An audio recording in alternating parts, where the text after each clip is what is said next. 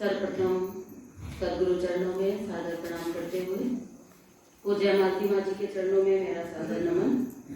उपस्थित आप सभी साथियों को मैं हृदय से प्रणाम करती हूँ। तब सेवा सुमिरन का नवरात्रि के अवसर पर आयोजित उपवास और अध्यात्म शिविर चल रहा है। श्री रामचरितमानस एक ऐसा अद्भुत ग्रंथ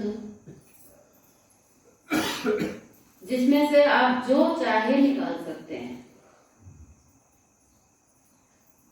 अगर आप अपना गृहस्थ जीवन अच्छा जीना चाहते हैं तो भी रामचरितमानस, अगर आप एक राजा हैं, बढ़िया राज्य करना चाहते हैं तो भी रामचरितमानस, जो भी आप करना चाहें, भगवान का ज्ञान प्राप्त करना चाहें तो भक्ति प्राप्त करना चाहें, मोक्ष प्राप्त करना चाहें, भगवान के चरणों में स्थान पाना चाहें, जो कुछ भी आपको चाहिए वो आपको यहाँ मिलेगा।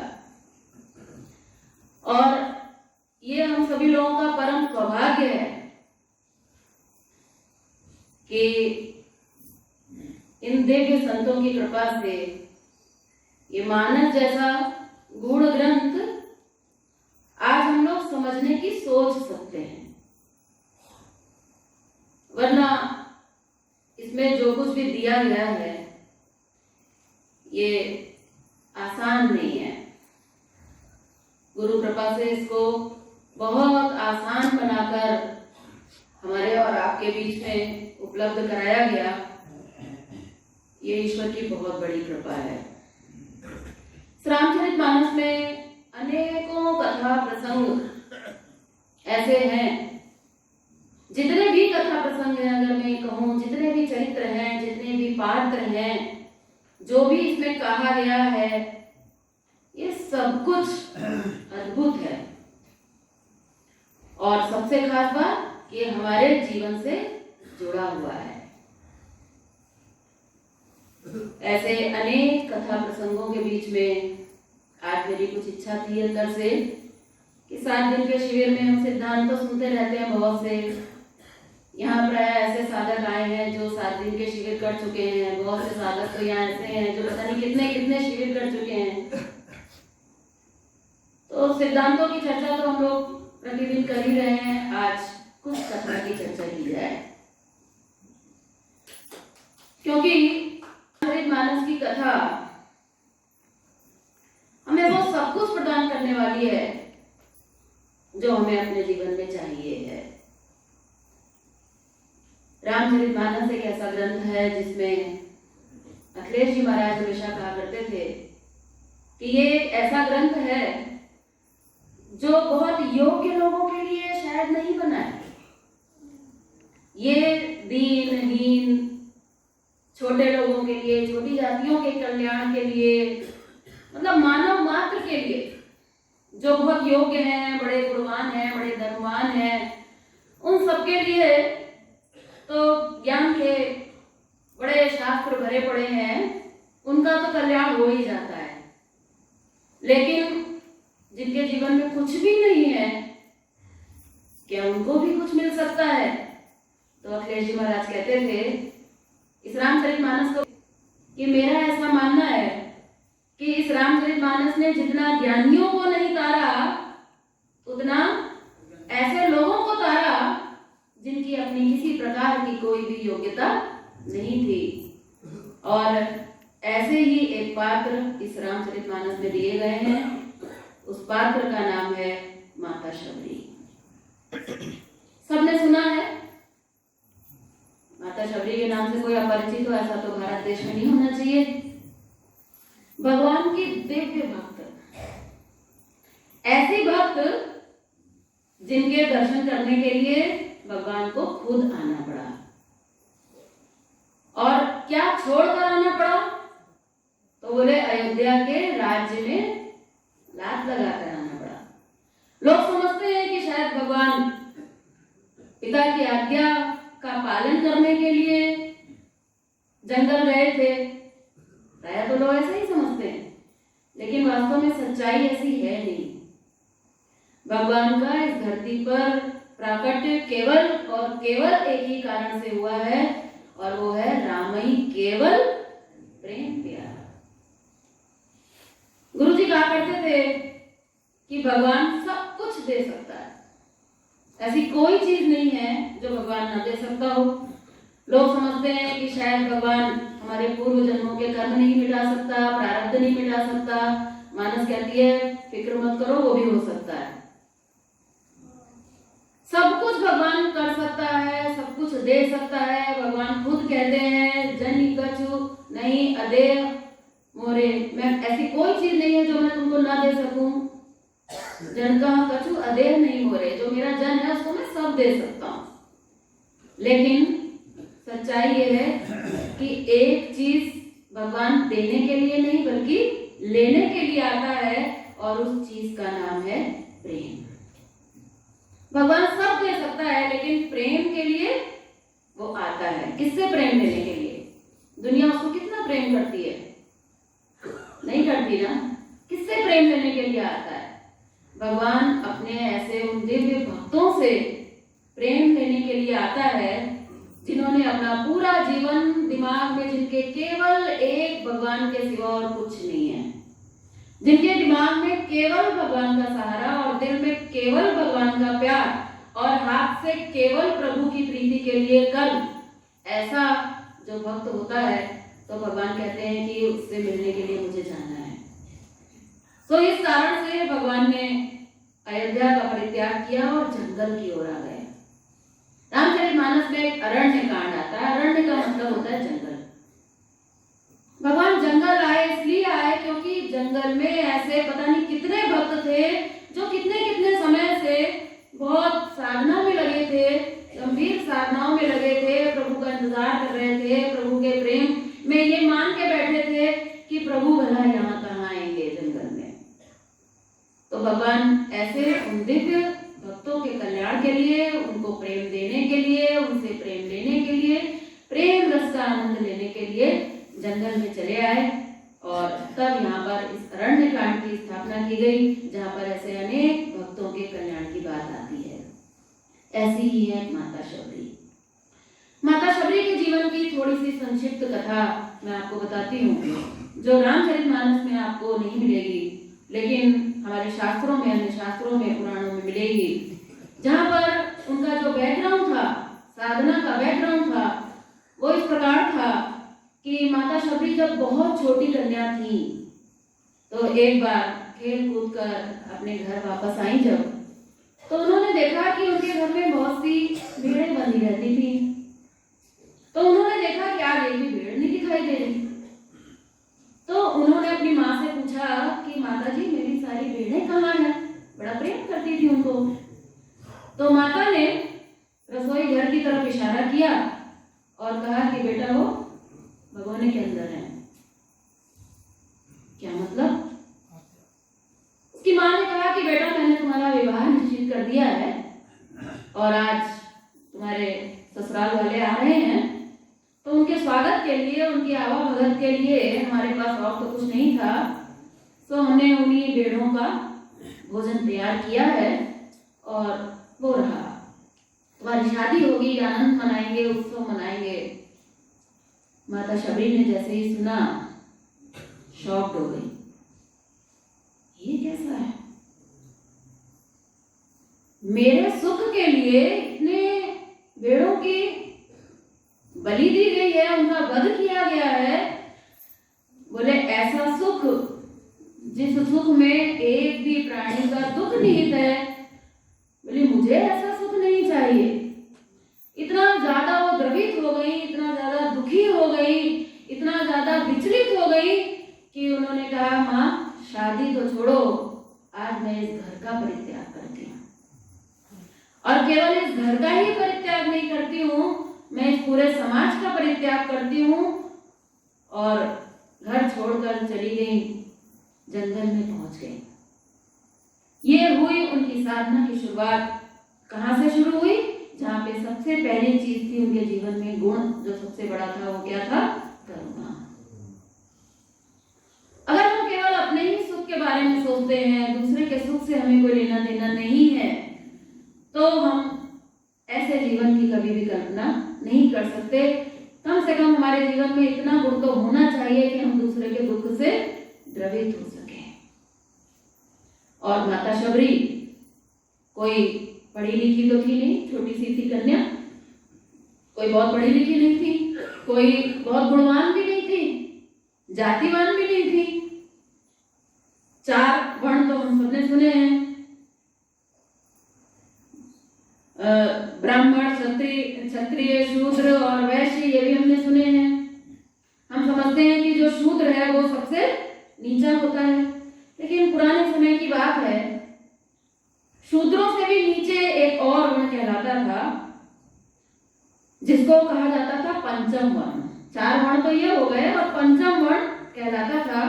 उसके बारे में ऐसा समाज में प्रसिद्ध था कि जैसे शूद्र होते हैं तो उनको कहते हैं भाई छू लिया तो नहाना पड़ेगा, ऐसा माना जाता था ना, आज भी माना ही जा रहा है। लेकिन पंचम वर्ण उसको कहते थे कि जिसकी अगर छाया पड़ जाए तो समझो बड़ा अनर्थ हो गया। इतना हे दृष्टि से, इतना नीची दृष्टि से समाज में उनको स्थान प्राप्त था। ऐसे वर्ण की माता शबरी थी। पहुंच गई जंगल में, घर का परित्याग करके जंगल में पहुंची, वहां पर निवास करने लगी। अब जीवन में क्या करना है, जंगल में कंदमूल फल मिल जाता है, कंदमूल फल का भोजन शुरू हो गया। बोले केवल अपने पेट पालन से काम नहीं चलेगा, बात नहीं बनेगी, बिना सेवा के ये जीवन व्यर्थ है।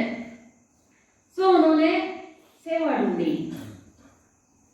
तो उन्होंने देखा कि कुछ लोग आते हैं जंगल में लकड़ियां चुनने के लिए। कहीं होगा आसपास कोई आश्रम, या कुछ लोग रहते होंगे, अग्नि जलानी होती होगी, कुछ हवन करते होंगे। तो देखा उसने कि लकड़ियां बीनने के लिए काफी लोग यहाँ जंगल में आते रहते हैं। शबरी के दिमाग में आया ये सेवा तो मैं कर सकती हूँ। आज हम लोग को पूछना पड़ता है कि मैं क्या सेवा करूं, मेरे पास तो टाइम ही नहीं है, मैं तो ऐसी हूँ, मैं तो वैसी हूँ, मैं तो पढ़ी लिखी नहीं, क्या करूं, मैं तो जंगल में रहती हूँ, तो मैं क्या सेवा करूं। अगर सेवा की भावना है तो योगी जी महाराज कहते थे सेवा आपको मिलेगी, अगर भाव है आपके अंदर। तो उन्होंने क्या सेवा पकड़ी, इतनी सुंदर सेवा पकड़ी कि वो दिन भर जंगल में घूमती, लकड़ियां बटोरती, उनके गट्ठर बना बना के जंगल में जगह जगह जगह जगह रख दिया करती, ताकि जो आए उसको बीनने की जरूरत ना पड़े। ऐसे गट्ठर बना के रखने लगी। कुछ लोग आए, उन्होंने देखा कि अरे ये तो गट्ठर बने बनाए मिलने लगे। तो कुछ लोग आश्रम से आते थे वहां पर हवन की लकड़ियां बटोरने के लिए। तो वो जब वापस गए अपने आश्रम में तो उन्होंने अपने गुरु जी से कहा, वहां पर बहुत बढ़िया सिद्ध ऋषि रहते थे जिनका नाम था मतंग ऋषि। मतंग ऋषि का आश्रम था जहाँ पर साधनाएं चल रही थी, लोग आते थे। तो उन्होंने जाकर बताया कि गुरुजी अब तो लकड़ी बीननी नहीं पड़ती, लकड़ियां वहां रहती हैं, कोई रख जाता है। गुरुजी बोले ये तो कोई कमाल की ही आत्मा हो सकती है, जो जंगल में इस तरह से सेवा सोचकर कर सकता है वो कोई साधारण व्यक्ति नहीं होगा, उसको लाया जाए। लोग गए, ढूंढा, माता शबरी के पास पहुंच गए और माता शबरी को आश्रम में लेकर आए। और आश्रम में पहुंचकर माता शबरी को गुरु प्राप्त हुए। और ये गुरु हमको अपने जीवन में प्राप्त होते हैं तब जब हमारे जीवन में उसकी डिमांड होती है, मांग होती है। ऐसी मांग शबरी के जीवन में थी और उसके फलस्वरूप उनको मतंग ऋषि का संग मिला। आश्रम में निवास करने लग गई, साधना उनकी बहुत बढ़िया चल गई। हम लोग सुन रहे हैं कि हम लोग अभी संसार में अटके हैं, जननी जनक बंधु सुत दारा, तन धन भवन सुहृद परिवारा।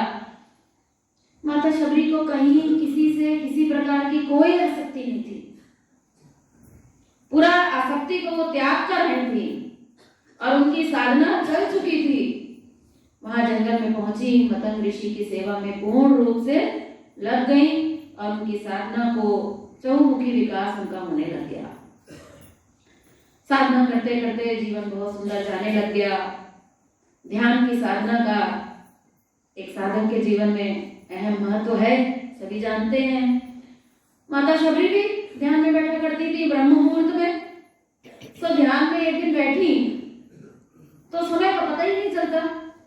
जो अच्छा सिद्ध साधक होता है उसको समय का नहीं पता लगता। ये तो हम ही लोग हैं, जिनको आधा घंटा काटना मुश्किल पड़ता है, बार बार आंख खुलती है, फिर इधर आसन फिर उधर आसन।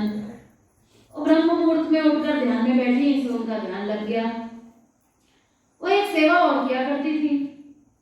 उन्होंने देखा कि जंगल में बहुत से ऋषि मुनि आते हैं, पास में एक नदी है, वहां पर ये ऋषि मुनि सब बड़े लोग स्नान करने के लिए जाते हैं। तो उन्होंने सोचा कि कितना अच्छा हो, सब नंगे पैर आते हैं ऋषि मुनि, तो इनके पैर में कंकड़ पत्थर छूते होंगे। तो उन्होंने ब्रह्म मुहूर्त में उठकर ध्यान से भी पहले और समय निकाल कर और वो वहां जाती और वहां जाकर कंकड़ पत्थर रास्ते से साफ कर देती, नदी तक का रास्ता एकदम साफ कर देती। एक दिन ऐसी घटना घटी कि वो जब ध्यान में बैठी, समय अधिक हो गया, उन्हें पता नहीं चला। जब उनकी आंख खुली तो वो भागी से अपनी सेवा करने के लिए। वहां जब वो कंकड़ उठाने के लिए पहुंची तो वहां पर बहुत से ऋषि मुनि जा रहे थे। उनके सामने ये पड़ गई। वो लोग तो एकदम नाराज हो गए, क्योंकि छाया पड़ने से भी दोष लगता है।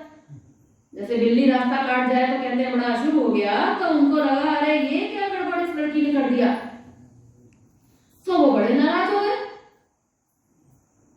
कहने लगे कि अरे इस दुष्ट कन्या ने ये सब क्या किया, अब तो हमें दोबारा स्नान करना पड़ेगा। हम तो नदी से आ रहे थे, स्नान करके अपने आश्रम को जा रहे थे हवन पूजन करने के लिए, सब गड़बड़ कर दिया।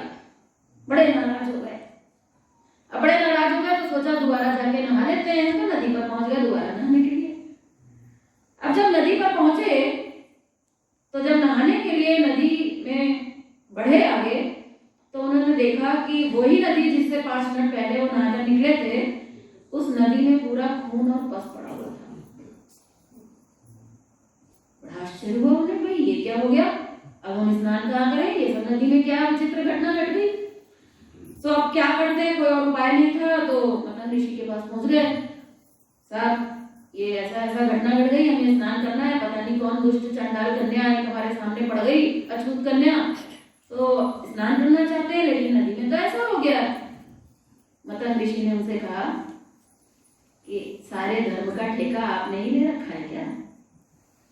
आपको बड़ा अभिमान है अपनी साधनाओं का, आपको अपने ऋषि होने का, मुनि होने का, अपनी साधना का बड़ा जो अहंकार है, उस अहंकार के कारण ये जल गंदा हुआ है। अब ऋषि मुनि की उनकी मतलब ऋषि की बात तो टाल नहीं सकते थे। बोले साहब फिर कोई उपाय बताइए, हमें तो स्नान करना है।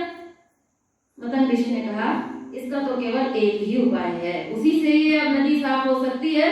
अगर शबरी जाकर उस नदी में अपने चरण डाले तो ये नदी पवित्र हो सकती है। गए लोग शबरी के पास हाथ जोड़कर, चलिए नदी तो करनी पड़ेगी, वरना कैसे रोज रोज स्नान करेंगे, नदी तो एक ही है, कहाँ जाएंगे। जैसे ही माता शबरी के पास लोग गए ये कहने के लिए, माता शबरी तो चरणों में गिर गई, कहने लगी ये तो कभी संभव नहीं है, जहाँ इतने बड़े बड़े ऋषि मुनि स्नान करते हो, ऐसे स्थान पर मैं जाऊं अपने चरण अपवित्र, मेरे इतने गंदे चरण मैं उस पवित्र नदी में डाल ही नहीं सकती, ये संभव नहीं है, ये मैं नहीं कर पाऊंगी, क्षमा करें। फिर गए ऋषि के पास, गुरु जी के पास। गुरु जी ने कहा भाई और उपाय तो कोई नहीं है। बोले फिर साहब क्या होगा? बोले एक काम करो, एक पात्र लो, उसमें जल लो और माता शबरी का एक अंगूठा, एक चरण, एक उंगली उसमें डालो। तो किया गया और वो जल जाकर जब नदी में डाला गया, नदी वापस फिर से पवित्र हो गई। उनके अंदर ऐसी दीनता थी। और कोई होता तो कहता हाँ चलो चलते हैं, डालेंगे पैर, हम तो पहले ही कह रहे थे कि हमसे बड़े तुम नहीं हो, हमसे बड़ी तुम्हारी साधना नहीं है। दीनता थी। जो वास्तव में भगवान का भक्त होता है उसके अंदर ये बहुत बड़ा गुण है कि उसके अंदर दीनता होनी चाहिए। साधना चाहे हमारी कितनी भी बड़ी क्यों ना हो, शबरी के बराबर तो नहीं होगी। साधना चाहे हमारी कितनी भी बड़ी हो, लेकिन अगर हमारे अंदर साधना का इनकार आ रहा है, अगर हमारे अंदर दीनता नहीं है, हम अपने को बहुत काबिल समझ रहे हैं, तो फिर माता शबरी जैसी स्थिति हमारे जीवन में प्राप्त नहीं हो सकती। ये घटना घटी, जीवन चलता रहा। धीरे धीरे एक समय ऐसा आया जब उनके गुरु जी वृद्ध हो गए, उनका शरीर पूरा हुआ। जब उनका शरीर पूरा हुआ तो माता शबरी बड़ी विचलित हो गई। बोली गुरुजी क्या होगा, आपके बिना तो मैं रह नहीं सकती, आप मत जाइए छोड़कर। उस समय उनके गुरु ने कहा कि बेटा मेरा समय तो अब पूरा हो चुका है, मुझे तो अब जाना है, लेकिन आप तुम्हारे जीवन को देखकर, आप तुम्हारे अंदर जो गुण है उन गुणों को देखकर, तुम्हारी साधना को देखकर, तुम्हारी इस करुणा और प्रेम को देखकर, तुम्हारे त्याग को देखकर, और जो माता शबरी के अंदर अपने गुरु के चरणों में जो विश्वास था, गुरु के चरणों के प्रति जो अटूट श्रद्धा थी, बोले शबरी आज मरते मरते मैं तुम्हें एक वचन देकर जाता हूं कि तुम्हारे इन गुणों को देखते हुए एक दिन खुद चलकर भगवान को तुम्हारे आश्रम में आना पड़ेगा। ये कहकर गुरुजी तो चले गए। उस समय माता शबरी की उम्र बहुत ज्यादा नहीं थी, शायद युवावस्था आई होगी, बचपन में छोड़कर आई थी, युवावस्था आई होगी। बस वो दिन और जब तक राम आ न गए तब तक माता शबरी ने हर वो दिन ऐसे बिताया है जैसे राम आज आएंगे। कहते हैं इस इंतजार को करते करते बूढ़ी हो चली। अखिलेश जी महाराज कहा करते थे 70 के आसपास उनकी उम्र पहुंच गई होगी। उस उम्र तक पहुंच गई, लेकिन कभी भी दिमाग के किसी कोने में उनको ये शक पैदा नहीं हुआ कि आप क्या आएंगे। गुरुजी तो कह गए पर ऐसे थोड़ी होता है, कहाँ राम जी यहाँ आएंगे। कभी उनके मन में स्वप्न में भी ये शक नहीं आया। क्यों? क्योंकि उन्हें पता था कि ये मेरे गुरु के वचन है, ये कभी झूठे हो ही नहीं सकते। राम को तो आना ही है, किसी भी दिन आ सकते। सो वो रोज रास्ते पर फूल बिछाती, रोज उनके लिए खाने का प्रबंध करती, रोज जंगल से फल तोड़ कर लाती और बस बैठ जाती और बस केवल प्रभु का इंतजार करती। यानी कि उनका पूरा व्यक्तित्व, उनकी पूरी चेतना, उनका पूरा दिल, उनका पूरा दिमाग रोज भगवान के दर्शन करता था। राम जी तो एक ही दिन आए ना, लेकिन उनका पूरा चरित्र जो है वो प्रतिदिन राम के सानिध्य में रहता था। हर क्षण वो राम के साथ जुड़कर रहती थी और केवल एक भरोसे कि मेरे गुरु ने कहा था, गुरु के चरणों पर हमको विश्वास था। और एक दिन वो आया, और वो दिन जब आया, भगवान राम कबंध का उद्धार करके पंपासुर में पहुंचे और वहां शबरी निवास करती थी अपने गुरु के आश्रम में, और वहां राम पधार गए। राम जी जब पधारे हैं तो कहते हैं कि शबरी जी के होश उड़ गए। होश उड़ गए। जो चीज की आप जिंदगी भर इंतजार कर रहे हो वो चीज जब आपके सामने आती है, और वो भी अगर कहीं राम हो, तो हम उनके होश की कल्पना कर सकते हैं। उनके होश हो गए। और कहा भी जाता है, कहते हैं झलक होश की है अगर बेखुदी में, बड़ी खामियां हैं मेरी बंदगी में। अगर हम प्रभु की आराधना कर रहे हैं, हम अगर प्रभु के निकट हैं और फिर भी अगर हमारा होश बना है, होश मतलब मैं, होश मतलब वो नहीं कि हम बेहोश हो गए, गिर गए जमीन पर, वो वाला बेहोश नहीं।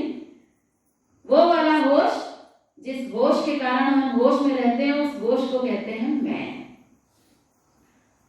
उनका मैं तो पहले से ही था नहीं। प्रभु राम आए और उनके चरणों में माता शबरी आज गिर गई हैं। और कहाँ वहां पर क्या दृश्य है और ये क्या घटना घट रही है, आइए उस पर थोड़ा नजर डालते हैं।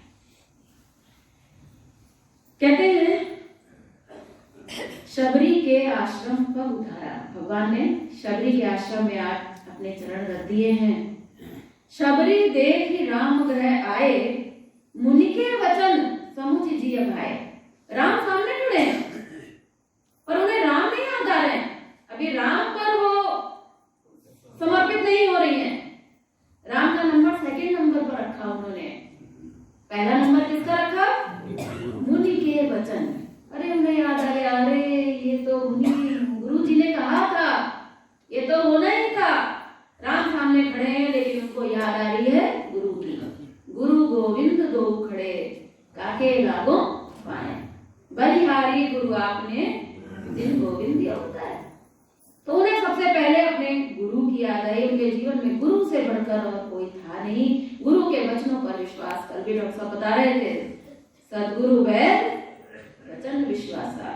सबसे पहला अगर हमारे जीवन में गुरु के वचनों पर विश्वास नहीं है तो वो वैद्य फिर कोई काम करेगा नहीं, क्योंकि असली इलाज जो है वो हमारे गुरु के पास है। उसको पता है कि हमें क्या चाहिए, हमें क्या समस्या है, तो गुरु के वचन उनको याद आए।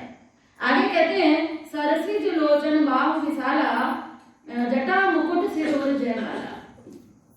कहते हैं कि भगवान राम सामने खड़े हैं, बड़ी उनकी भुजाएं हैं, विशाल उनकी भुजाएं हैं, सुंदर उनका स्वरूप है, सुंदर उनका रूप है, और ऐसे गुरु उनके सामने, भगवान उनके सामने खड़े हैं, जटाओं का उन्होंने मुकुट बना रखा है। ऐसे प्रभु उनके सामने आकर आज प्रकट हो गए हैं। कहते हैं, श्याम गौर सुंदर दो भाई। राम और लक्ष्मण, भगवान राम जो है वो श्याम वर्ण है और लक्ष्मण जी जो है वो गौर वर्ण है। श्याम वर्ण जो है ये प्रेम का प्रतीक है, इसीलिए भगवान कृष्ण भी श्याम वर्ण है। गौर वर्ण जो है ये वैराग का प्रतीक है। लक्ष्मण जी जो है ये वैराग के प्रतीक है। शिव जी जो है ये वैराग के प्रतीक है। और वैराग और प्रेम का जो कॉम्बिनेशन है ये रेयर कॉम्बिनेशन है, जबरदस्त। खाली प्रेम तो दुनिया में बहुत होता है, हम सबके दिल में भरा पड़ा है। खाली प्रेम तो बहुत है, उसी प्रेम, वो प्रेम दुनिया में काम आता है, लेकिन जब इस प्रेम के साथ वैराग जुड़ जाता है तो फिर वो भगवान का स्वरूप बन जाता है। और आज वही भगवान का स्वरूप भगवान राम और लक्ष्मण जी के रूप में माता शबरी के सामने आज प्रकट हो गया है। तो कहते हैं, शबरी परी चरण लपटाई। शबरी तो एकदम दंडवत भगवान के चरणों में गिर पड़ी हैं। प्रेम मगन मुख वचन न आवा। प्रेम में मगन हो गई है। मगन का मतलब है होश नहीं है, समाधि अवस्था हो गई है, डूब गई है उन्हीं चरणों में। और कहा जाता है, कहते हैं, वो सजदा क्या रहे, वो सजदा क्या रहे एहसास जिसमें सर उठाने का, इबादत और बकायदे होश तो इन्हें इबादत है। झलक होश की है अभी बेखुदी में, बड़ी खामियां हैं मेरी बंदगी में। प्रणाम तो करते हैं, चरणों में समर्पण तो करते हैं, लेकिन होता नहीं है, वो स्थिति नहीं आती है। गुरु के चरणों का स्पर्श करो तो एक ऐसा रोमांच होना चाहिए, ऐसा उसका समावेश उन चरणों का अंतर में उतर जाना चाहिए जो अंतर मन में माता शबरी के आज उतर गया है। तो चरणों में पड़ गई हैं, होश है नहीं।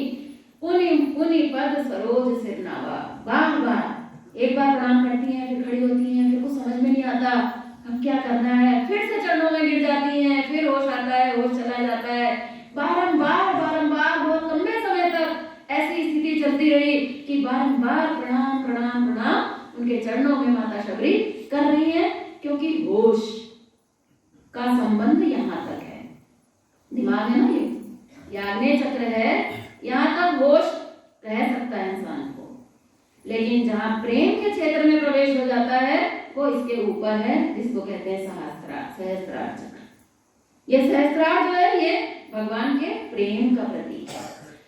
ये वहां तक पहुंचना तभी संभव है जब ये रुक जाए, इसके आगे प्रेम का कोई लेना देना नहीं है। तो माता शबरी का जब ये रुक गया, शून्य हो गया, प्रेम अवस्था में पहुंच गई, तो वहां पर अब जब होश रहा नहीं, तो उन्हें मालूम नहीं है कि भाई अभी तुम प्रणाम कर चुके तो बार बार क्यों करना, बैठाओ उनको, बुलाओ उनको, कुछ आवा भगत करो। तो अब दिमाग तो काम कर नहीं रहा, होश वाला सेंटर तो खत्म हो गया, उसके ऊपर निकल गई है। तो ऐसी घटना देखने को मिल रही है। फिर थोड़ा होश आया, अपने आप को संभाला, सादर जल्ले चरण पखारे। फिर उन्होंने भगवान को बिठाया, उनके चरण पखारे। सोचिए कितनी दिव्य भक्त हैं ये। वो माता शबरी है जिनके पैर अगर पानी में पड़ जाएं तो लोग समझते हैं कि पानी अपवित्र हो जाएगा, जिनकी छाया पड़ जाए तो लोग समझ रहे हैं नहाना पड़ जाएगा।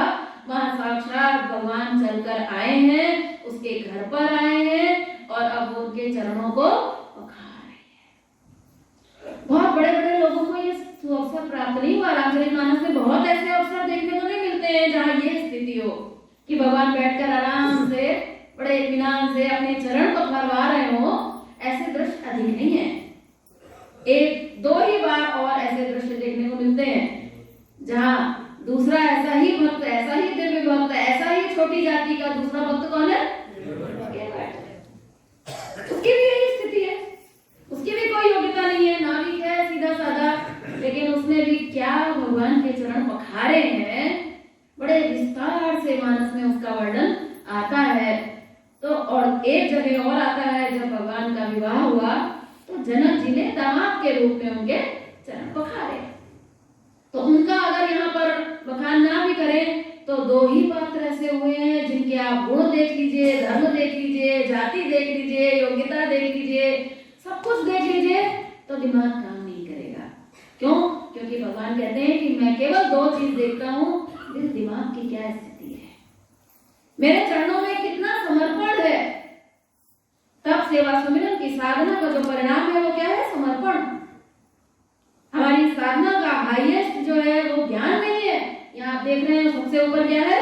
Universal love. उस प्रभु प्रेम की प्राप्ति साधना का उद्देश्य है, जो कि किसी साधना से प्राप्त नहीं होती है, जो समर्पण से प्राप्त होती है। सो भगवान को बैठाया उन्होंने, कंद मूल फल सुरस अति दिए राम कहूँ आनी, प्रेम सहित प्रभु खाए बारंबार बखान। क्या मिला होगा जंगल में? तो बोले बेर मिले थे। मैं जंगल में रहती थी तो बेर मिले होंगे, वो भी जंगली बेर मिले होंगे, वो छोटे छोटे से जो होते हैं जंगली बेर। माता शबरी ने पूरी उम्र बेर तोड़े, सोचा कौन सा अच्छा है कौन सा नहीं, वो समझ में नहीं आ रहा है कि पता नहीं कोई खट्टा ना निकल जाए, कोई फीका ना निकल जाए, किसी में कीड़ा ना निकल जाए। सो वो रोज, आज की बात नहीं है ये, रोज पूरे जीवन उनका ये कार्यक्रम चला था। हर समय उनका नाश्ता तैयार रहता था। अब राम जी आ जाएंगे तो क्या वो कटोरा लेके भागेंगी क्या बेर तोड़ने के लिए? अब कोई फ्रिज तो था नहीं कि फ्रिज में नाश्ता रखा है निकाल कर देंगी। तो वो रोज इंतजार करती थी, रोज बेर लाती थी। जब समझ में नहीं आता था कौन सा अच्छा है कौन सा बुरा, कहीं धोखे से भगवान के पास खराब ना चला जाए, तो रोज एक सीधी थी, सरल थी, रोज थोड़ा चखती, हाँ ये अच्छा है, जरा देते हैं, ये बेकार है, इसको फेंक देते हैं। चुन चुन कर मीठे मीठे फल जो भगवान के लिए उन्होंने रखे थे। सो भगवान आज बारंबार बखान, बार बार बखान करके, बार बार बखान कर करके उसको खा रहे हैं कि वाह ऐसे बेर तो मैंने जिंदगी में कभी खाए नहीं। शबरी तुम कहाँ से इतने मीठे बेर लेकर आई हो? और जब हमारे घर कोई आता है और अगर कहीं हमारे खाने की अगर ऐसी प्रशंसा कर दे तो वह जो आनंद होता है उसकी अनुभूति सबको है। और वही साक्षात भगवान आया है और वो हमारी सेवा से प्रसन्न हो कि तुमने तो कमाल कर दिया, तो शबरी के हृदय में कौन सा आनंद उमड़ रहा होगा, कितना प्रेम उमड़ रहा होगा, ऐसा प्रेम उमड़ रहा होगा जिसको शबरी संभाल भी नहीं सकती थी और वो प्रेम बह रहा था। ऐसा वहां पर एक दृश्य है। लक्ष्मण जी अभी कुछ नहीं बोल रहे, तो माता शबरी और राम जी के बीच का है सब मामला। लक्ष्मण जी बड़े समझदार हैं, दूर खड़े होकर देख रहे हैं कि हमारे प्रभु इन्हीं भक्तों के लिए तो आए हैं। वाह प्रभु आपकी जय हो, आपकी जय हो। लक्ष्मण जी देख रहे हैं। रामानंद सागर जी ने अपनी रामचरितमानस में दिखाया कि लक्ष्मण जी को थोड़ा बुरा लगा एक बार। कहाँ चक्रवर्ती राजा, कहाँ वो साक्षात ब्रह्म भगवान, ये गांव की गंवार स्त्री है, भगवान को झूठे बेर खिला रही है। लेकिन लक्ष्मण जी भी कोई कम तो नहीं थे, समझ गए कि ये कुछ गहरी बात है, इसलिए अभी यहाँ पर मेरा कुछ भी इंटरप्शन नहीं हो सकता। सो वो चुपचाप खड़े रहे। पूरी वार्तालाप में, इस पूरे प्रसंग में लक्ष्मण जी का कहीं कोई जिक्र नहीं आया, क्योंकि वो दृष्टा बनकर केवल देख रहे थे कि भक्त और भगवान का क्या रिश्ता होता है, क्या आनंद होता है। और वो खुद भगवान के भक्त हैं तो वो खुद उस रस में डूब रहे हैं, वो खुद उसका आनंद ले रहे हैं और वो खुद भाव विभोर हो रहे हैं। ऐसा वहां पर सुंदर दृश्य की अगर हम कल्पना करें तो आपके हृदय में आनंद उमड़ने लग जाएगा। आपके हृदय में भी एक बार को तो प्रभु का प्रेम बहने लग जाएगा कि क्या होगा, क्या सीन रहा होगा। ऐसा वो दृश्य की आज हम अपने हृदय में कल्पना करें, क्योंकि रामचरितमानस में लिखा है, कहते हैं कि ऐसे प्रभु को छोड़कर, जो ऐसा आनंद देने वाला प्रभु है, अगर ऐसे प्रभु को छोड़कर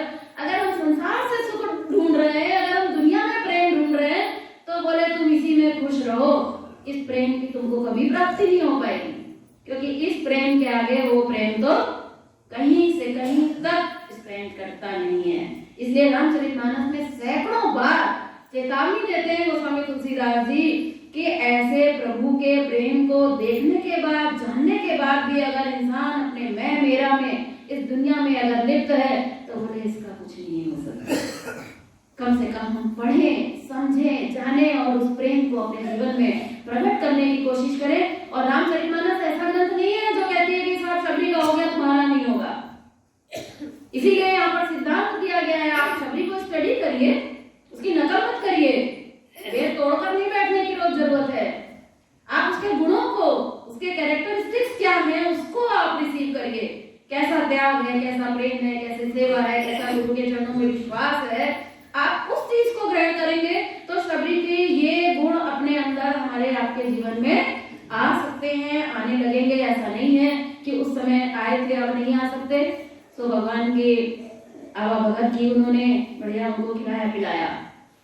ऐसा ही एक दृश्य मुझे और याद आ रहा है, आप सब जानते हैं एक सुंदर दृश्य ऐसा ही आप सबने सुना है, जब भगवान कृष्ण को विदुरानी ने कुछ खिलाया था ना, साग तो बाद में खिलाया था। जब भगवान कृष्ण अचानक पधार गए, यहाँ तो उसे पता था शबरी को इंतजार कर रही थी, आ ही सकते हैं, उसको तो पूरी उम्मीद थी ना कि आ ही सकते हैं। विदुरानी सोचती थी कि भगवान कृष्ण मेरे कमरे पर कब आएंगे, मेरे कक्ष में कब आएंगे। भाई दुर्योधन के कक्ष में तो वो आते रहते हैं, सभा में तो वो आते रहते हैं, भाई मेरे कक्ष में वो भला कब आएंगे, पता नहीं आएंगे कि नहीं। वो भी भगवान की दिव्य भक्त थी। तो एक दिन भगवान ने कहा कि चलो आज इसकी भी इच्छा पूरी कर दी जाए। तो वो विदुरानी के घर अचानक पहुंच गए। विदुर जी भी घर पे नहीं थे, पहुंच गए और जाके बोले भाई फटाफट कुछ खिलाओ, मुझे तो कुछ खाना है। प्रेम में सबसे पहले खिलाने की ही बात होती है। तो बड़े अधिकार से उन्होंने कहा कुछ खिलाओ। वो तो एकदम उनके तो होश उड़ गए, अब क्या करूं मैं, क्या बता कर आते तो मैं 56 भोग बनाती। तो उन्होंने भगवान को केला खिलाया।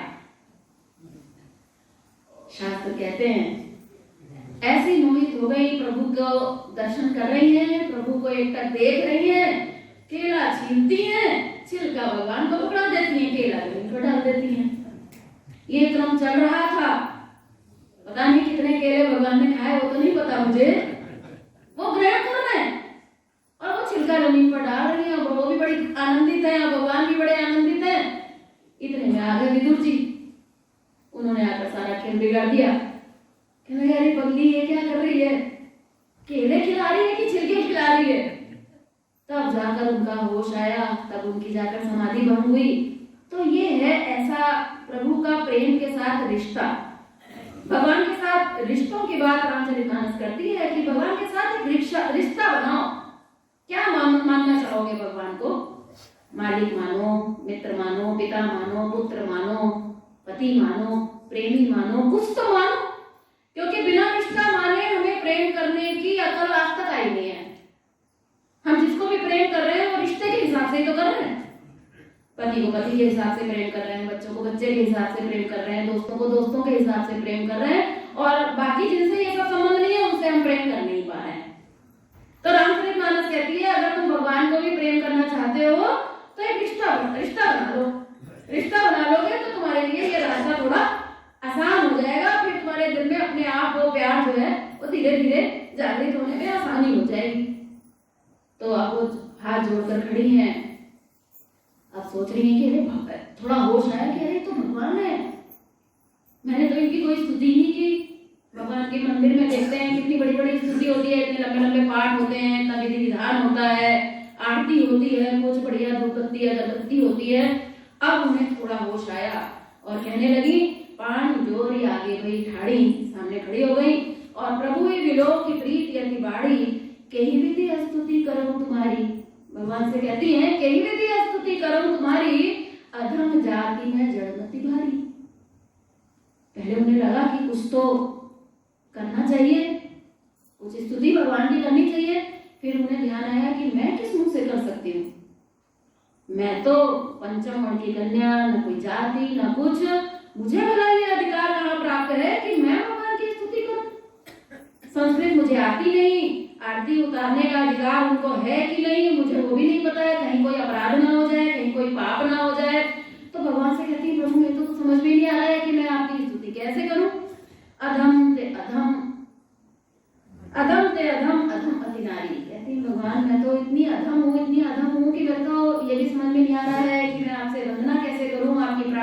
कैसे करूं, और कहती है खाली इतना ही नहीं प्रभु, तिनमा मैं मतिमंद अगारी।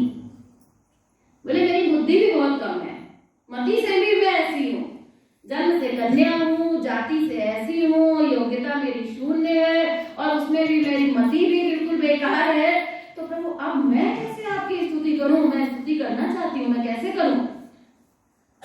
भगवान अभी तक चुप थे। अब भगवान बोले, और क्या बोले, बड़ी महत्वपूर्ण बात है, और थोड़ा नहीं बोले, इतना बोले कि बस शबरी के प्रशंसा में, शबरी के प्रेम में ऐसे बह गए प्रभु कि नवधा भक्ति का उपदेश दे डाला उन्होंने। एक ऐसी भक्ति की रूपरेखा रामचरितमानस में जो भगवान ने दी है, नवधा भक्ति के रूप में बड़ी खास है। भगवान कहते हैं कि तुम कह रही हो ये बात, मैं साक्षात तुम्हारे सामने खड़ा हूं, और अब तुम क्या मतिमंद हो सकती हो क्या? वो मति वाले कोई और होंगे जो अभी अपनी मति का प्रयोग कर रहे हैं, अभी वहां उनके यहाँ जाने का मेरा फिलहाल कोई इरादा अभी नहीं है, अभी उन्हें और करना पड़ेगा, अभी उन्हें और साधना करनी पड़ेगी, अभी उनका ध्यान बढ़िया नहीं चल रहा है, अभी उनका अनुष्ठान पूरा नहीं हुआ है, अभी उनका अनुष्ठान लंबा चलेगा, वहां जाने का फिलहाल मेरा कोई इरादा नहीं है, मैं तो अभी यहाँ आया हूँ। तब भगवान उनको सावधान करते हुए कहते हैं कह रघुपति सुनी भामिनी बाता, कहते हैं अब मेरी एक बात अब तुम सुन लो, अब तुम अपना बोल चुकी, तुमको जो कहना था वो तुमने कह दिया और मैंने सुन लिया, अब तुम मेरी सुनो। क्या कहते हैं? जानम एक भक्ति कर नाता। बोले ये शबरी, मेरे को किसी भी चीज से कोई मतलब नहीं है, मैं केवल दिल देखता हूँ। यहाँ पर दिमाग की बात नहीं की उन्होंने। बोले मैं केवल एक भक्ति का नाता मानता हूँ, बाकी किसी चीज से मेरा कोई लेना देना नहीं है, तुम कौन हो क्या हो वो सब तुम अपने पास रखो, मैं तो केवल एक भक्ति का नाता मानता हूँ। आगे कहते हैं जाति पाति कुल धर्म पढ़ाई, धन बल परिजन गुण चतुराई, भगतहीन नर सोई कैसा, बिनु जल बारिद पेखिए जैसा।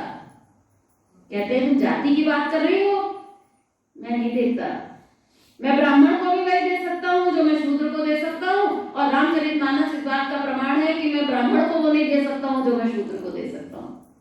निषादराज को दिया, गीधराज को दिया, केवट को दिया, शबरी को दिया, किसको किसको भगवान ने नहीं उद्धार किया, और सीधे अपने वैकुंठ धाम भेजा, और जो ऋषि मुनि थे ना उनको मोक्ष दिया। मोक्ष नीचे है, भगवान का धाम ऊपर है। तो बोले तुम जाति की बात कर रही हो, मेरा जाति वाले से कोई लेना देना नहीं है। आगे कहते हैं पाति, पाति मतलब स्टेटस, हमारा सामाजिक एक स्टेटस होता है ना कि हम कौन है, समाज में हमारा कितना नाम है। बोले मैं पाति भी नहीं देखता हूँ, तो कोई भी हो मेरा, मैं इसमें फंसने वाला नहीं हूँ। फिर कहते हैं कुल, हमें बड़ा अपने कुल का अभिमान है, अरे साहब हमारा खानदान तो बहुत बड़ा है, हम बहुत बड़े कुल के हैं, इतने प्रतिष्ठित व्यक्ति हैं अपने समाज में, और हमारा कुल बहुत बड़ा है। बोले उससे भी कोई मतलब नहीं।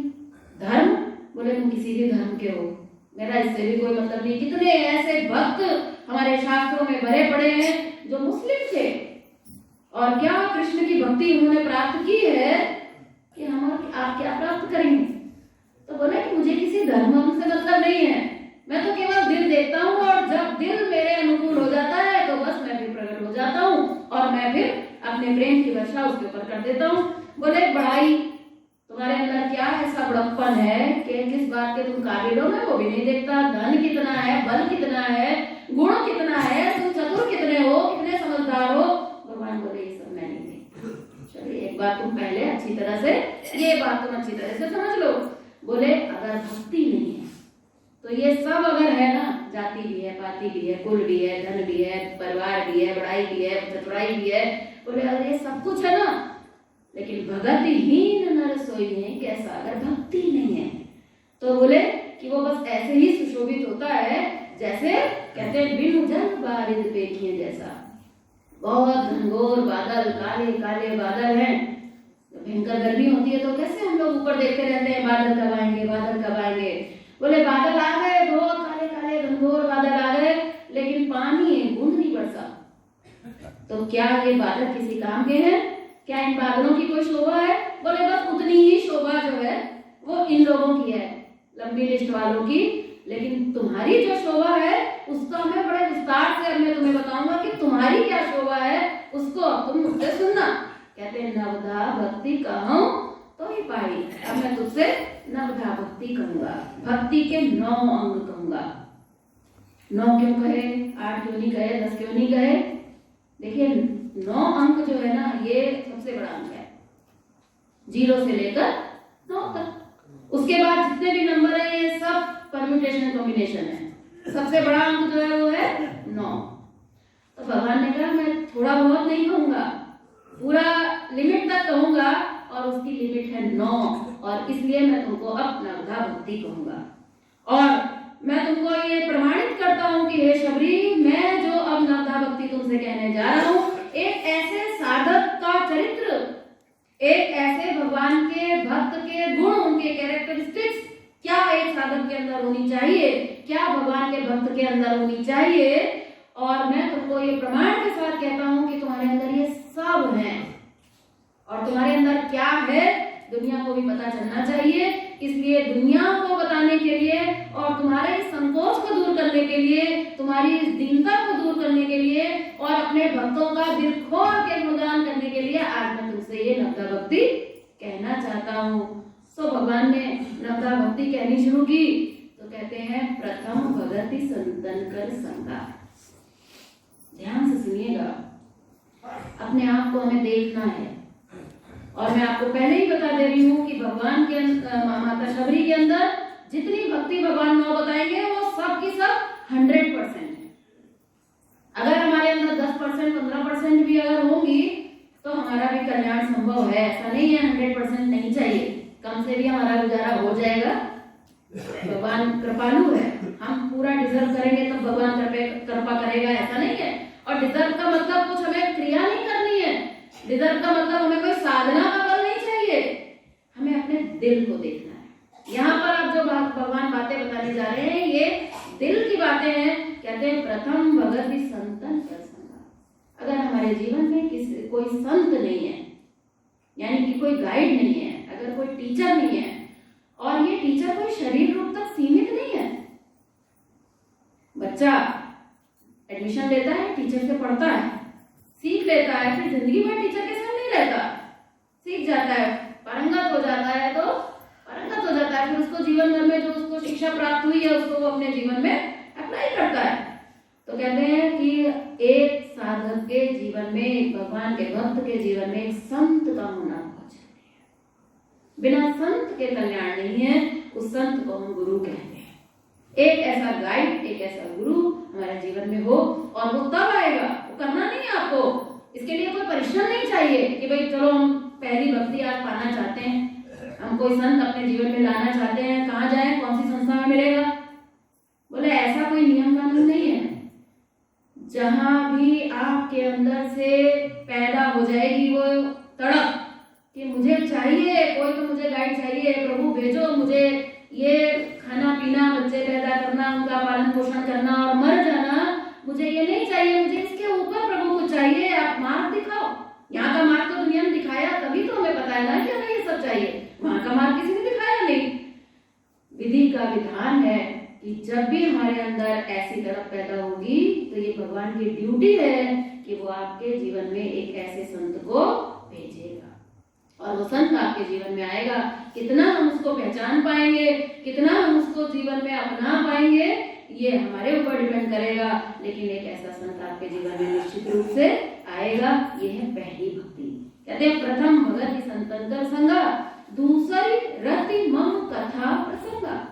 बोले जो दूसरी भक्ति है वो ये है कि जब उसको संत का संग मिल जाता है ना पहली भक्ति के रूप में, तब जो उसका गुरु उसको बताता है, जो भगवान के चरित्र उसको बताता है कि भगवान कैसा है, भगवान सच्चिदानंद है, भगवान तुम्हारे भीतर है, भगवान प्रेम का भंडार है, और भगवान का देखो ऐसा ऐसा चरित्र है, हमारे भगवान ऐसे दयालु है, ऐसे कृपालु है। जब ये कथा गुरु हमें बताता है तो हमें नींद नहीं आती है, हम सो नहीं जाते हैं उस कथा में। कहते हैं कि दूसरी रति मम कथा प्रसंगा, उसके कथा में, कथा का मतलब ये नहीं है कि रामचरितमानस की कथा है, कि भागवत की कथा है, कि सत्यनारायण की कथा है। कथा मतलब गुरु के मुख से निकले हुए वचन, प्रभु जो हमें बता रहे हैं, गुरु जो हमें बता रहे हैं, उसमें हमारा प्रेम बढ़ने लग जाए। इधर की कथाओं में रस जरा कम हो जाए और इधर की कथाओं में रस हमारा बढ़ने लग जाए, इधर से घटे उधर से बढ़ता चला जाए। अभी क्या है, हमारा रस जो है ये बाहरी दुनिया की कथा प्रसंगों में इतना ज्यादा है कि हम हर क्षण उसी कथा प्रसंगों में रस लेते रहते हैं। कौन कौन सी कथाओं में रस लेते रहते हैं? सबसे बड़ा रस का साधन तो आज हमारे जेब में हर समय रहता है, मोबाइल। उसी से हम रस लेते रहते हैं। उससे जो थोड़ी बहुत छुट्टी पाते हैं हम, तो फिर हम संसारिक बातें करने लग जाते हैं, छल प्रपंच की बातें करने लग जाते हैं, निंदा चुगली करने लग जाते हैं, दोष दर्शन करने लग जाते हैं। हमें उस प्रभु की कथा में रस नहीं आता जितना हमें इधर रस आ रहा है, इधर रस नहीं आएगा। जैसे जैसे इधर से थोड़ा थोड़ा कम होगा, ज्यादा नहीं कहूंगी क्योंकि कलयुग चल रहा है घोर, और हम सब अभी नर्सरी क्लास के ही स्टूडेंट हैं, इसलिए ज्यादा नहीं, वो भी करना पड़ेगा। बिना उसके अंदर रखने से ठीक नहीं रहेगा, वो भी करना पड़ेगा। करें, लेकिन धीरे धीरे इसको आप जैसे जैसे कम करेंगे तो आप खुद देखेंगे कि इसका रस आपको बढ़ने लग जाएगा। हमारे गुरु जी कहते थे केवल एक काम जीवन में करना है आपको, या तो मुंह खोलो तो प्रभु की चर्चा करो, भगवान की चर्चा करो, गुरु की चर्चा करो, सिद्धांतों की चर्चा करो, और जब मुंह बंद करो तो आंख बंद करके बैठ जाओ। बोले बस एक काम अगर हमारा इस तरह से ये होने लग जाए, इधर से काटना और उधर से जोड़ना, तो हमको वो स्थिति भी प्राप्त धीरे धीरे धीरे धीरे होने लग जाएगी। अच्छा मुझे बताइए, इतनी सुंदर भगवान के ये चरित्र, इसमें किसको आनंद नहीं आता? आनंद उसी को नहीं आएगा जो इतनी सुंदर प्रभु के चरित्र सुनने के बावजूद भी उसको चिंता हो रही हो कि बच्चे ने पता नहीं खाना खाया कि नहीं, पता नहीं बहू ठीक से बेटे को घर में खाना दे रही है कि मैं तो यहाँ आ गई, तो नहीं आएगा, इसमें सुनाई नहीं देगा। आप चाहे सबसे आगे बैठे हो, चाहे माइक की आवाज आपके पास सबसे ज्यादा आ रही हो, लेकिन आपको सुनाई ही नहीं देगा। जब सुनाई ही नहीं देगा तो बस कहां से आएगा? और ये वो नगमा है जो हर साज पर गाया नहीं जाता। योगी जी महाराज कहते थे कि उम्मीद मत करो, सभा में 200 अगर बैठे हैं तो तुम ये मत सोचो कि 200 तुम्हारी कथा सुन रहे हैं, तुम ये मत सोचो कि 200 को तुम्हारी बात अच्छी लग रही है। सिद्धांत की बात तो अच्छी लग जाएगी, अनिमा मामू की बात अच्छी लग जाएगी, क्योंकि वो हमारे लेवल में है। उससे लेवल के ऊपर की जब बात होगी तो हमें सुनाई देना, दिखाई देना, समझ आना सब बंद हो जाएगा। मानस में लिखा है कि ऐसे स्थान पर जाकर प्रायः हमको नींद ही आएगी। ये मानस की बात है, मानस में लिखा है, चौपाई मुझे याद नहीं रहती है ज्यादा, लेकिन रामचरितमानस में लिखा है कि ऐसे स्थान पर जाकर लोगों को झूठी चढ़ने लगती है कि अरे यार कहाँ फंस गए, इतनी देर हो गई, पता नहीं क्या बोल रही है, हमारे तो कुछ समझ में नहीं आ रहा। तो उनके मतलब की बात नहीं है। आगे कहते हैं छठ मंत्र जा गुरुपद पंकज सेवा तीसरी भक्ति अमान। तीसरी भक्ति कहते हैं गुरुपद पंकज सेवा। गुरु आया हमारे जीवन में संत के रूप में, पहली भक्ति के रूप में, उसने जो बताया वो हमें अच्छा लगा, हमारे दिल को भाया। तो अब एक बात बताओ कि जब हमें ऐसा गुरु भी मिल गया और उसने इतनी सुंदर बात भी बता दी, तो किसकी सेवा करने जाओगे? क्या उस गुरु की सेवा ऑटोमेटिक होने लग जाएगी कि नहीं होने लग जाएगी? जो हमें जरा सा कुछ करता है तो हम उसकी सेवा को तत्पर हो जाते हैं। बेटा हमें जरा सा प्यारा लगता है तो हम उसकी इतनी सेवा करते हैं। पति हमारे लिए थोड़ा सा करता है तो उसके लिए सारा समर्पण कर देते हैं। तो क्या वो गुरु जो हमारे जीवन को भगवान से मिलाने के लिए कार्यरत है, जो हमें उस भगवान की झलक दिखा रहा है, क्या ऐसे गुरु के चरणों से प्रेम नहीं होगा क्या? अगर हम गुरु तो हमने कर लिया है, उसकी बात भी सुन ली है, लेकिन अगर उसके चरणों में हमारा प्रेम नहीं अगर हो रहा है, प्रेम अगर हमारा उसके प्रति अगर नहीं बढ़ रहा है, तो बोले कि फिर ये दो भक्ति के बाद तीसरी नहीं मिल पाएगी। तीसरी भक्ति है गुरु पद पंकज सेवा। एक शब्द बड़ा खास डाल दिया, तीसरी भक्ति अमान। आज हम जब गुरु की सेवा करते हैं ना, सब कर रहे हैं, सब कर रहे हैं, उन्हीं सबके प्रयास से ये गुरु जी का काम चल रहा है। लेकिन ये लास्ट वाला जो शब्द है ना, कहने को ये एक शब्द है, लेकिन इसी ने हम सबका बिगाड़ कर रखा है। बोले गुरु के चरणों की सेवा करनी है, कैसे करनी है? अमान, मान को छोड़कर करनी पड़ेगी। अगर हम गुरु की सेवा कर रहे हैं और हम सोच रहे हैं कि सबसे ज्यादा तो मैं ही गुरु की सेवा करता हूँ, मैंने तो सब संभाल रखा है, देखो मैं तो बाहर प्रवचन करने भी जाती हूँ, देखो सब साधक मुझे कह रहे हैं साहब आप तो बहुत बढ़िया प्रवचन कर रहे हैं। मान आ रहा है। योगी जी महाराज कहते थे यहाँ मंच पर आकर जब बोलते हैं गुरु बोलता है, बोलने वाले को अगर लग रहा है कि मैं गुरु की सेवा कर रहा हूँ, हम मुंह से तो कहते हैं कि हम यहाँ पर गुरु की सेवा करने के लिए आए हैं, लेकिन हमें अपने दिल पर हाथ रख के देखना पड़ेगा। शिविर लगा रहे हैं, आपको लग रहा है मैं बहुत बढ़िया शिविर लगा रहा हूँ, इतने इतने लोग आते हैं, वहाँ बहुत मेहनत करते हैं, हम तो ये करते हैं वो करते हैं, करना है, बिना किए तो नहीं होगा, लेकिन दिल में रोज का रोज बैठकर हमें अपने आप से कहना होगा भाई गुरु पद पंकज सेवा तीसरी भगति अमान। अगर मान रही तो हम सेवा नहीं कर रहे हैं तो काम हो जाएगा, भक्ति नहीं मिलेगी, शिविर हो जाएगा, भक्ति नहीं मिलेगी, लेक्चर हो जाएगा, प्रवचन हो जाएगा, लेकिन प्रेम नहीं प्राप्त होगा उस प्रभु का। तो कहते हैं कि सभी साधकों को यहाँ पर बहुत सावधानी की जरूरत है। हम सब साधक, हम सब अपने अपने लेवल से प्रभु का कार्य सब अपने अपने ढंग से कर रहे हैं। इस शब्द को अपने दिल में गांठ बांध के लेके जाइएगा कि हम जो गुरु की सेवा कर रहे हैं वो हमें मान रहित होकर करनी है, हमें उसके बदले में मान की कामना नहीं हो। जितना जल्दी हो जाए, जितना ज्यादा से ज्यादा हो जाए, बहुत कठिन है, बहुत मुश्किल से होगा, बहुत ध्यान साधना करनी पड़ेगी, बहुत समर्पण करना पड़ेगा, रोज रोज अपने आप को हथौड़ी मारनी पड़ेगी कि तू ये कर क्या रहा है। भगवान ने हमको यहाँ काम करने के लिए नहीं, हमें यहाँ सेवा करने के लिए दिया है मौका, तो हमें सेवा करना है अमान होकर। तो ये तीसरी भक्ति धीरे धीरे भगवान लेवल बढ़ा रहे हैं, तीसरी भक्ति तक पहुंचे जहाँ सबसे कठिन शब्द ये अमान के रूप में आया है।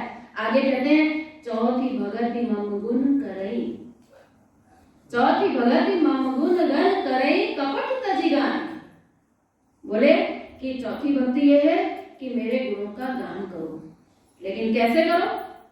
ऊपर कहा सेवा करो, लेकिन कैसे करो। अब कहते हैं मेरे गुणों का गान करो, लेकिन कैसे करो। कह रहे हैं कपट, कपट छोड़कर करो। गुरु जी कह रहे थे ना, मंदिर में जाते हैं कहते हैं तुम्हें माता च पिता तुम्हें बंधु च सखा तुम्हें। क्या कर रहे हैं, ये क्या है, कपट नहीं है तो क्या है। जिसने ये श्लोक बनाया होगा, मुझे नहीं पता ये कहाँ से, इसका स्रोत क्या है, किसने बनाया मुझे नहीं पता, लेकिन जिसने ये श्लोक बनाया होगा उसकी ये अनुभूति थी कि प्रभु तुम ही माता हो, तुम ही पिता हो, बस हमें मिल गया कहीं लिखा हुआ, हम भी शुरू हो गए। मैं बोलने के लिए मना नहीं कर रही हूँ, भगवान के सामने जाकर खड़े हो, बोलो, बोलने के लिए कोई मना नहीं, क्योंकि जब तक बोलोगे नहीं तब तक दिल में वो भाव ही नहीं पैदा होगा। बोलो, लेकिन बोलने के साथ दिल को सावधान कर दो कि अभी मैं बोल रहा हूँ, लेकिन प्रभु अभी मेरा वो कपट गया नहीं है, कुछ कृपा करो ताकि ये कपट चला जाए। प्रभु मैं आपको, सच्चाई है कि मैं आपको माता पिता नहीं मानता, सच्चाई है कि द्रविड़म तो द्रविड़ मतलब पैसा, धन, संपत्ति, बोले सब प्रभु आपका ही है। हमारे गुरु जी कहते थे, लोग कहते हैं कि सब आपका ही है, तो हमारे गुरु जी कहते थे लोग अपना मकान बनाते हैं ना तो दिखाने के लिए ले जाते हैं, ये सब नया मकान बनाया, ये देखिए, तो लोगों को आपने कहते हुए सुना होगा कि आपका मकान है, गुरुजी आइए देखिए आपका मकान बनाया है, आपका, ऐसे कहने की प्रथा है ना, सुनिए कि नहीं। तो बोले ये आपका क्या है, आपका कुछ नहीं है गुरुजी इसमें, मैं ही रहूंगा, ये मेरा बेडरूम है, ये मेरे बेटे का है, ये मेरी बेटी आएगी उसके लिए है। प्रभु आपका नहीं है, ये तो खाली मैं मुंह से कह रहा हूँ। अरे मत कहो आपका, कह दो प्रभु आपकी कृपा से बनाया, ये मेरा है, मैंने बनवाया और ये मेरा है। यहाँ तक तो ठीक है, लेकिन हम इतना कपट रखते हैं, कहते हैं प्रभु आपका है, ये देखिए आपको ही समर्पित है। हमारे गुरु जी कहते थे ठीक है, फिर तो एक कमरा चलो सत्संग के लिए निर्धारित कर देते हैं, ताला लगा देते हैं, अपना ताला लगाएंगे हम, जब तुम्हारा नहीं है, तुमने कहा था कि तुम्हारा, तो कम से कम एक कमरे में तो ताला हमारे लिए लगा दो भाई, मजाक में कहते थे। तो कहते हैं कि जब भगवान के गुणों का गान करो, मुंह जब खोलो तो देख लो, नाप लो, तौल लो, अपने आप को समझा लो कि कहीं कपट तो नहीं है इसमें।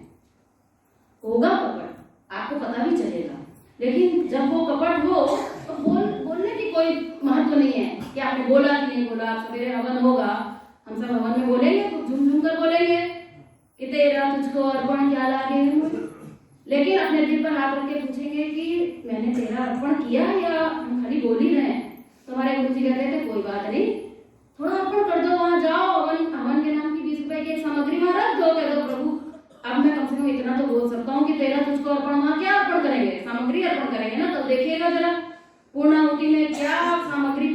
जाएगी कि आधी सामग्री हवन में जाएगी, आधी बाहर जाएगी। लोग समझेंगे कि बस मेरी सामग्री हवन में पड़ गई, बस मैं सिद्ध हो गया। क्रिया पर बल है। तो बोले कि हमें जब कपट को छोड़ेंगे तब हम सीढ़ी पर धीरे धीरे धीरे धीरे आगे हम बढ़ पाएंगे। कहते हैं मंत्र जाप, अगली 5वीं भक्ति कहते हैं मंत्र जाप मम दृढ़ विश्वासा पंचम भजन सो वेद प्रकाश। कहते हैं वेदों में कहा गया है शबरी, मैं तुम्हें 5वीं भक्ति कहता हूँ और वो भक्ति है कि मंत्र जाप पर मेरा दृढ़ विश्वास है। भगवान सर्टिफिकेट दे रहे हैं, अपने लिए कह रहे हैं कि मेरा दृढ़ विश्वास है इसमें मंत्र जाप। पढ़ ली लोगों ने चौपाई, अरे भगवान का मंत्र जाप में है, चलो एक माला हम भी ले लेते हैं। बाजार में आपने देखा वो काउंटर वाली अंगूठी बिकने लगी है, गिनते हैं कितने गिन लिए कितने गिन लिए। रामचरितमानस इसका खंडन करती है, बोले कौन सा मंत्र जाप, राम राम राम राम ना करने से अच्छा है। मना नहीं कर रही, राम राम करो, सारी दुनिया कर रही है, लेकिन इस राम राम राम राम से भगवान की भक्ति नहीं मिलेगी। ये बात रामचरितमानस के अनुसार बिल्कुल सत्य है। वहां पर रामचरितमानस में मंत्र जाप को ध्यान से भी ऊंची साधना बताया गया है, भगवान के नाम का जाप। अभी मैं उसके विस्तार में नहीं जाऊंगी, केवल एक ही सेंटेंस कहूंगी कि रामचरितमानस में इस मंत्र जाप को बहुत विस्तार से समझाया गया है, जहां ये कहा गया है कि अगर तुम एक मंत्र भी ले रहे हो, मुंह से अगर एक बार भी राम कह रहे हो, तो एक बार में भी तुमको मन अंदर से ये मनन हो रहा है, क्या चिंतन हो रहा है कि प्रभु आपका ये नाम ही स्वास्थ्य, शक्ति, आनंद, ज्ञान और प्रेम का भंडार है। अगर आपने ये नहीं समझा, अगर ये कनेक्ट उस नाम के साथ अगर हम नहीं कर पा रहे हैं, तो वो केवल और केवल क्रिया है, भगवान का नाम है, अच्छी बात है, उससे आपको बढ़िया फायदा होगा। कम से कम छल कपट तो नहीं कर रहे हैं, कम से कम किसी की बुराई तो नहीं कर रहे हैं, कम से कम राम राम कर रहे हैं, अच्छी बात है। लेकिन इस स्थिति को हम प्राप्त राम राम करके नहीं होंगे। उसके लिए हमें समझना होगा कि भगवान का नाम क्या है, भगवान के नाम का क्या संबंध है। अगर हमने ये मोबाइल, इसको मोबाइल कहते हैं, मोबाइल का काम है, सब जानते हैं। अगर मैंने कह दिया मोबाइल, मैंने बहन से कहा जरा मेरा मोबाइल उठा लो, तो ये कुर्सी नहीं उठा के लाएगी, क्योंकि इसे पता है कि मोबाइल का गुण क्या है, मोबाइल कैसा होता है, तो उसको पता है। नाम के साथ उस चीज के का रूप स्वरूप सब जुड़ा होता है। लेकिन अब हम मोबाइल मोबाइल मोबाइल कर रहे हैं, लेकिन हमें पता ही नहीं है कि मोबाइल क्या है, मोबाइल कैसा होता है, उसको कैसे प्रयोग करते हैं। तो क्या ये बहन कभी मोबाइल लाके मुझे दे सकती है, जिसको पता ही नहीं है कि मोबाइल है ही क्या? मोबाइल मोबाइल रटती हुई जा रही है, पर उसको समझ नहीं आ रहा। ये है भगवान का नाम। विस्तार में नहीं जाऊंगी, समय बहुत तेजी से भाग रहा है। और भगवान कहते हैं कि ये पंचम भजन मंत्र जाप मम दृढ़ विश्वासा पंचम भगति सो वेद प्रकाशा है। ये वेदों में 5वीं भक्ति कही गई है। आगे बढ़ते हैं, कहते हैं छठ दम शील विरति को कर्मा निरत निरंतर सज्जन धर्मा। बहुत खास बात है, कहते हैं छठ दम शील विरत बहु कर्मा। दम का मतलब है कि हमारी इंद्रियां जो है वो थोड़ा अंतर्मुखी हो। इंद्रियों का दमन नहीं करना है। दम का मतलब लोगों ने ऐसा प्रायः अर्थ लगाते हैं लोग कि दम का अर्थ लगाते हैं कि इंद्रियों का दमन करना है, खाने का मन कर रहा है नहीं खाएंगे, दमन नहीं करना है, इंद्रियों को अंतर्मुखी बनाना है, खिलाकर खाना है, खिलाकर खाएंगे कल इच्छा होगी ही नहीं। और अगर मन को दबाएंगे, चलो आज नहीं खाते हैं तो कल डबल खाएंगे। तो कहते हैं कि इंद्रियों को हमें अपने अंतर्मुखी बनाना है, और उस अंतर्मुखी को बनाने के लिए हमें सेवा की साधना लगेगी। तो कहते हैं कि ये हमारी छठी भक्ति है कि छठ दम शील। एक साधक के अंदर अगर शील नहीं है तो फिर वो साधक हो नहीं सकता। और आगे बड़ी खास बात कहते हैं कि विरति बहु कर्मा। आज सारा दिन हम केवल इसी बात में अपनी सारी एनर्जी लगाते हैं कि अब क्या किया जाए, ठीक नहीं है, बीमारी ठीक नहीं हो रही तो क्या करें, बिजनेस नहीं चल रहा है तो क्या करें, आनंद नहीं आ रहा क्या करें, मौज नहीं आ रही क्या करें, ज्ञान नहीं आ रहा क्या करें, प्रेम नहीं मिल पा रहा, बेटा तो नालायक निकल गया, किससे प्रेम करें। हम क्या करते हैं, हम सारे टाइम यही तो सोचते रहते हैं क्या करें। कोई कह देता है तुम ऐसा करो, तुम्हारा बच्चा नहीं हो रहा है तो तुम वहां चले जाओ, वो महात्मा जी हैं वहां जाओगे तो हो जाएगा, तो वहां चल देते हैं। फिर कोई कहता है कि तुम ऐसा करो, उस वाली वहां नदी का तुमने स्नान किया क्या, गंगा का स्नान तुमने कितनी बार किया। ऐसे अनेक प्रकार के कर्मों में फंसे हैं। और रामचरितमानस और हमारे गुरुदेव परम पूज्य श्री योगी जी महाराज ने इसका पुरजोर खंडन किया कि साधना का संबंध क्रिया से नहीं है। कहते थे करो और मरो। ज्यादा जब योगी जी से लोग कहते थे आप बता दीजिए क्या करूं क्या करूं, आप बस बोल दीजिए एक बार क्या करूं, तो योगी जी बोलते थे भाई मेरे बोलने से क्या होगा, मेरा दिमाग मेरे हाथ के साथ लगा है, मैं जो बोलूंगा वो अपने दिमाग से बोलूंगा और मैं अपने हाथ से करूंगा। तुम्हारा दिमाग में तुम्हारा हाथ लगा है, उसमें मेरा दिमाग कैसे घुसेगा, कैसे सेट होगा। इसलिए पहले दिमाग में सही सेट करो तो फिर क्रिया अपने आप तुम करोगे। रामचरितमानस में बहुत ज्यादा करूं करूं करूं से मतलब नहीं है। चुप रहो और चुप होकर बैठो कि राज खामोशी है। ना कुछ करो और ना कुछ करने की सोचो, छोड़ दो सारा धर्मांग परित्यज, सब ये बंधन छोड़ दो। मैंने इतना कोसी यात्रा की है, मैंने इतना ये अनुष्ठान किया है, मैंने इतना जप किया है। योगी जी महाराज ने प्रतिदिन 25-25 हजार, किसी ने कहा कि आप जप किया करिए, तो योगी जी ने बहुत जप किया। कहते थे मैंने पता नहीं कितने साल मैंने जप किया, उसका कुछ रिजल्ट नहीं आया, मैंने माला उठा के रख दी, बंद कर दिया। बोले जिस दिन माला रख दी उसी दिन गुरु जी मिल रहे। हम छोड़ने को नहीं तैयार है, जब तक हम पकड़े हैं तो भगवान कह रहा है ठीक है, तुमको लग रहा है कि राम राम राम राम करके हो जाएगा तो वही करके देख लो भाई। तुम्हें लग रहा है कि शायद कांवड़ यात्रा से तुम्हारे शिव जी सुन लेंगे तो तुम कांवड़ यात्रा में चले जाओ भाई, तुम करके देख लो, जब ना बने तो लास्ट में तुम आ जाना, फिर मैं देख लूंगा। तो ये स्थिति है, आज कर करके हम मर रहे हैं। तो कहते हैं कि छठदमशील विरत बहुकर्मा निरत निरंतर सज्जन धर्म। सज्जन धर्म क्या है, बोले अपने कर्म में लगो, जो भी तुम्हें ड्यूटी दी गई है। शबरी की तरह हमें जंगल नहीं जा रहे हैं अभी हम, जो भी काम आप कर रहे हो उसको सज्जन की तरह करो। और सज्जनता हमारी इसी में है कि उस कर्म को हम प्रभु को समर्पण करते हैं। घर में झाड़ू लगा रहे हैं तो प्रभु ये आपका मंदिर है, कमा के ला रहे हैं तो प्रभु ये आपका प्रसाद है, बॉस के अंदर भी मेरा भगवान है और एम्प्लॉय के अंदर भी मेरा भगवान है, क्लाइंट के अंदर भी मेरा भगवान है और मेरे अंदर भी भगवान है। क्या दिक्कत है इसमें भाई? अगर नौकरी करेंगे तो पहली तारीख को सैलरी मिलेगी, 30 दिन चिड़चिड़ करेंगे, अरे ये काम किसी तरह से जान बच जाए तो अच्छा है, यही तो सोचेंगे ना। प्रेशर लेंगे, स्ट्रेस आएगा, थक जाएंगे, टेंशन आएगा। और अगर आप ये सोच रहे कि भाई 30 दिन तो मुझे तो प्रभु की सेवा करनी है, जो काम मेरे पास आएगा अपनी पूर्ण निष्ठा से, पूरी लगन से, ये मेरे भगवान का काम है, ये सोचकर अगर हम करें तो क्या सैलरी नहीं मिलेगी? सैलरी तो तब भी मिलेगी, लेकिन तब आप थकेंगे नहीं, तब आपको प्रेशर नहीं आएगा, स्ट्रेस नहीं आएगा और आपको उसी काम में आनंद आने लग जाएगा। फिर आपके भगवान देखेंगे तो आनंद आने लग जाएगा। तो कहते हैं ये है सज्जन धर्म। तो दिन भर जो है वो अपना कर्तव्य का पालन करो और जब समय मिले तब मेरे पास आ जाओ, आंख बंद करके बैठो। तो रामचरितमानस में ये सज्जन धर्म बताया गया है। आगे कहते हैं सातों सम मोहि मैं जग देखा। बोले एक काम करो, सात्विक भक्ति में तुम्हें बताता हूँ कि सबके अंदर मेरे को देखना शुरू करो। सबको पता है ये सच्चाई है, ये अकाट्य सत्य है और सबको पता है कि सबके अंदर राम है।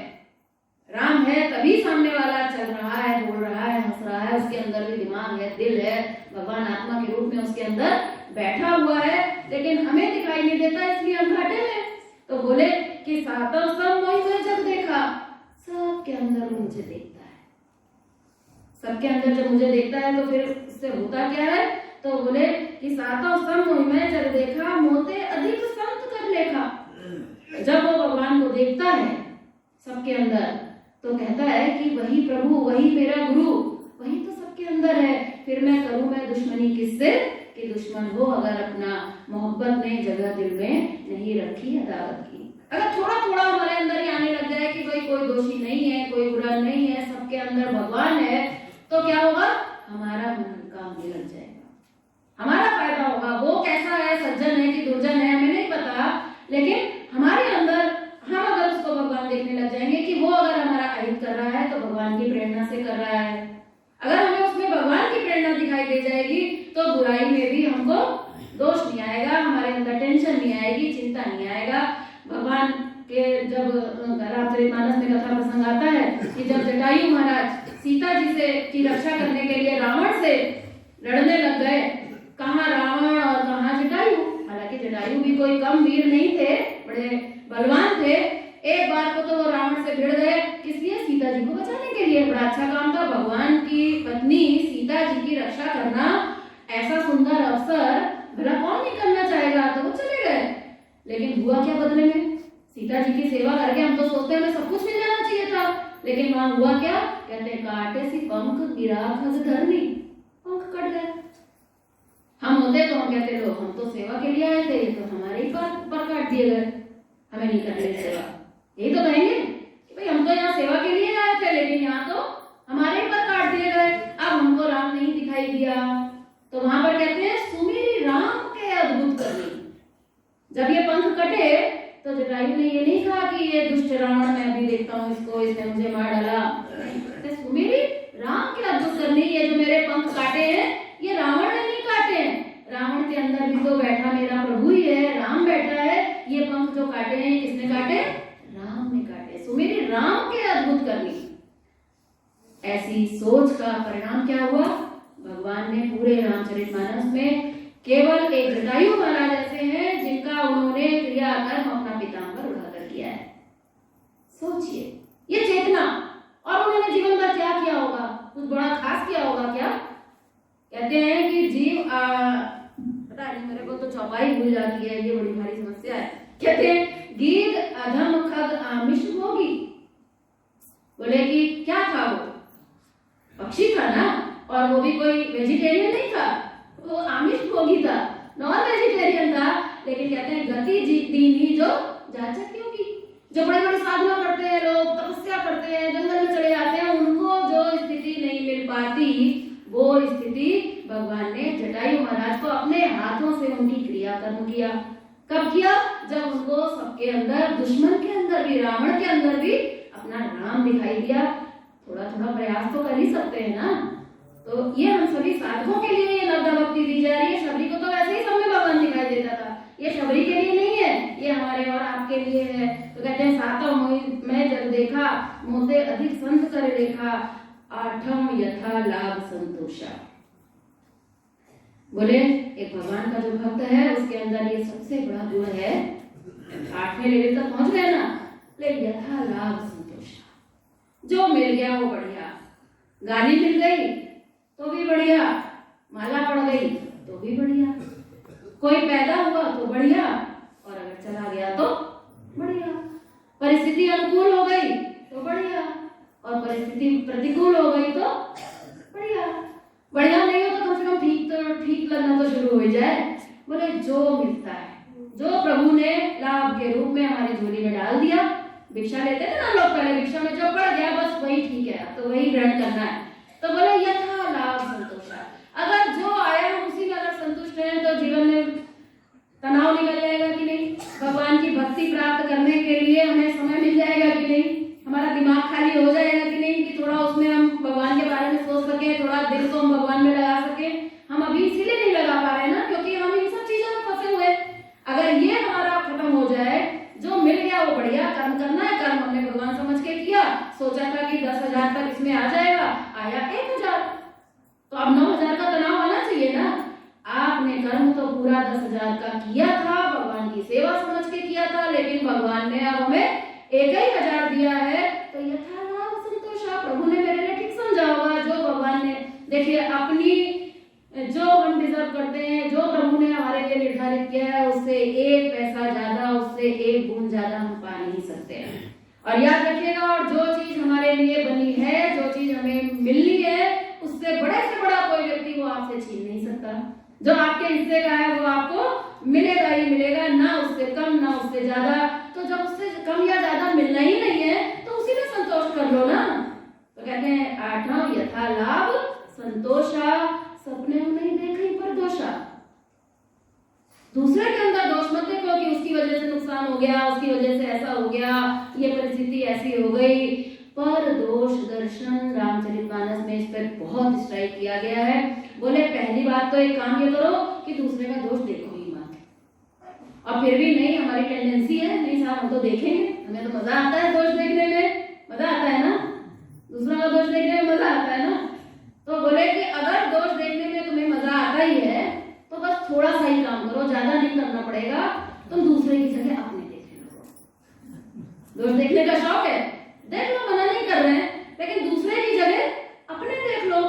जब तुम्हें पक्का पता चल जाए कि मेरे अंदर अब कोई दोष नहीं है, तो उस दिन आपका चैप्टर पूरा हो जाएगा, फिर उसके अगले दिन से दीजिएगा, नो प्रॉब्लम।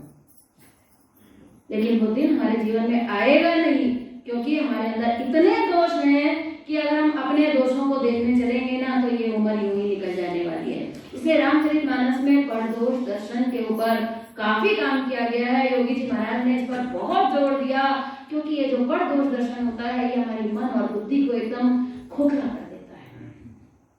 हमारी दृष्टि ऐसी है कि हम चाहे कितने भी खराब हो, हमें ऐसा लगता है हम सबसे अच्छे हैं, और हम चाहे दूसरा चाहे कितना भी बेचारा अच्छा हो, लेकिन हमें ऐसा लगता है कि वही सबसे खराब है। इसलिए हम रात दिन परदोष दर्शन में रस लेते रहते हैं। इस रस को जब तक हम नहीं छोड़ेंगे तब तक वो रस हमें नहीं मिल पाएगा।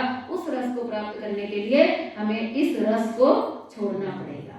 तो कहते हैं कि सपने उन्हें देखई परदोषा, नवम सरल सबसन छलहीना, मम भरोसा ये हर्ष न दीना।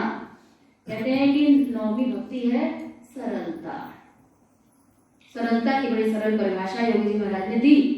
बोले सरलता का मतलब ये नहीं है कि आप बड़े विनम्र हैं, बड़ा झुके चलते हैं, ये तो छोटी परिभाषा है। इसकी जो एकदम टेक्निकल परिभाषा है अखिलेश जी महाराज ने दी है, वो ये दी है कि अभी क्या होता है, हम सरल नहीं है। सरल का मतलब पता है क्या होता है? अगर 3 डॉट कहीं लगे हों और उन तीनों डॉट को अगर आपस में मिला दिया जाए तो क्या होता है? एक सरल लाइन आती है। वैसी सरलता हमें चाहिए। और वो 3 डॉट जो है, वो डॉट क्या है? दिमाग, हाथ और दिल। अभी क्या हो रहा है, हमारे ये 3 डॉट मिल नहीं पा रहे हैं। हम इन 3 डॉट को आपस में समायोजित नहीं कर पा रहे हैं, इसीलिए संघर्ष है जीवन में। अभी क्या हो रहा है कि हमारा दिमाग कहता है कि चलो थोड़ा ध्यान में बैठ लो, तो हमारा मन कहता है नहीं पहले थोड़ा रील देख लें, उसके बाद फिर बैठ लेंगे, अभी तो बहुत टाइम है, करना क्या है, थोड़ा सा बस मोबाइल देख लेते हैं, फिर ध्यान में बैठ लेंगे। पता लगता है मोबाइल देखते देखते आप ऐसे थक जाते हैं, फिर कहते हैं कि अब तो नहीं हो पाएगा, चलो फिर अब ऐसा करते हैं, अभी सो ही जाते हैं, कल से पक्का पहले ध्यान करेंगे, फिर मोबाइल देखेंगे। दिमाग ने कहा था आपसे कि पहले ध्यान कर लो, रील बाद में देख सकते हो, लेकिन दिल बोला कि बस 5 मिनट तो देखना है, देख लेते हैं, पहले इसको निपटा देते हैं, फिर आराम से ध्यान करेंगे। दिमाग ने कहा, दिल ने नहीं माना। दिमाग अलग जा रहा है, दिल अलग जा रहा है। अगर हमारा मन बुद्धि के अधीन हो जाए, इसको रामचरितमानस ने कहा गया शम। हमारा मन बुद्धि के अधीन हो गया, यानी कि दोनों में दोस्ती हो गई। दिमाग ने जो कहा, मन ने कहा ठीक है भाई, मैं भी तुम्हारे साथ हूँ, तुम कह रहे हो तो मैं कर लेता हूँ, क्योंकि ये ऊपर है, ये जो कह रहा है ये सही है, इसने जो कहा अगर इसकी सुननी हमें आ जाए तो हमारा मन क्या होगा, धीरे धीरे उस बिंदु के साथ जुड़ने लग जाएगा, सीधी लाइन बननी शुरू हो जाएगी। बोले फिर क्या हुआ? बोले जो इंद्रियां हैं हमारी, जो हमारा हाथ है, जो हमारे कर्म करने की इंद्रियां हैं, ये जो है ये मन की सुनती हैं, इनका स्वभाव ये मन की सुनती हैं। अब मन ने कहा कि चलो नहीं मोबाइल देख लेते हैं, बस उंगली शुरू हो गई चलाने। इंद्रिय तो वही करती है जो मन ने कहा। मन ने कहा कि नहीं मुझे ध्यान नहीं करना है, तो इंद्रिय ने कहा ठीक है मैं नहीं आता, तुम कर रहे हो, तुम करके दिखाओ। तो क्या होगा? दम होगा, यानी कि आपकी इंद्रियां जो है वो मन के अधीन आ जाएंगी, उस मन के अधीन जो मन बुद्धि के अधीन हो चुका है। बात समझ में आ रही है ना? बुद्धि ने कहा कि अभी मोबाइल मत देखो, अभी ध्यान कर लो, बुद्धि ने आदेश दिया, सही आदेश दिया। दिल ने कहा ठीक है भाई, बढ़िया है, हमारे हित में रहेगा। तो इंद्रियों ने क्या कहा, तुरंत आंख बंद करके बैठ दी, आंख भी बंद हो गई, बाती लग गई, आसन लग गया, इंद्रियों ने मान लिया। अगर ये तीनों एक लाइन में होने लग जाएं तो आप देखेंगे कि हमारा जीवन एकदम सरल होने लग जाएगा अपने आप। सरलता के लिए हमें प्रयास ज्यादा करने की जरूरत नहीं है, हमें अपने मन बुद्धि को, दिल दिमाग को हमें देखना है कि कहीं युद्ध तो नहीं चल रहा है, वो कह रहा है कुछ, वो कह रहा है कुछ, वो कह रहा है कुछ। तो यह संघर्ष हमारे जीवन में पैदा करता है, और जब हमारे जीवन में संघर्ष पैदा होता है तो हम उस परमात्मा से नहीं जुड़ पाते हैं, हम उससे दूर हो जाते हैं। तो उसका ये सरल सी एक टेक्निक रामचरितमानस में दी गई है। और अंत में भगवान कहते हैं कि शबरी, मैंने तुम्हें जो 9 भक्ति सुनाई, अब तुम ये समझ लो कि 9 जिनके एकव होई, नारी पुरुष सचराचर कोई, कहते हैं कि सोई अतिशय प्रिय भामिनी मोरे। कहते हैं कि हे शबरी, जिनके अंदर इन 9 में से अगर एक भी मिल जाए तो उस भक्त को मैं अतिशय प्रेम करता हूँ। एक होता है प्रेम, सुपरलेटिव डिग्री है ना, एक प्रेम है, उससे अधिक प्रेम है, और एक अतिशय, अतिशय से ऊपर कुछ नहीं होता। बोले कि मैं तो इतना दयालु हूँ, इतना कृपालु हूँ कि अगर 9 में से एक भी हो जाए किसी के अंदर तो वो मुझे अतिशय प्रिय है। और वो कोई भी हो,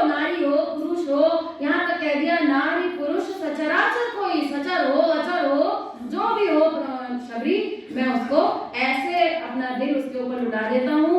और कहते हैं कि सकल प्रकार भगवती तोरे, बोले कि हे शबरी तुम्हारे अंदर तो ये 9 की 9 है। जब भगवान ने ये सर्टिफिकेट दिए, शबरी बड़ा आनंद विभोर होकर इसको सुन रही थी और बड़ा आनंद ले रही थी। और फिर कहते हैं शबरी बोली कि हे प्रभु, आज तो मुझे आपका दर्शन प्राप्त हो गया है, आज आपकी कृपा मुझे प्राप्त हो गई है, वो कृपा प्राप्त हो गई है जो बड़े बड़े योगियों को भी प्राप्त नहीं होती है। तो कहते हैं कि अब मुझे अब कुछ नहीं चाहिए। भगवान कहते हैं ऐसे कैसे नहीं चाहिए, मेरा दर्शन कोई प्राप्त करे और उसे कुछ प्राप्त ना हो, ये कैसे हो सकता है?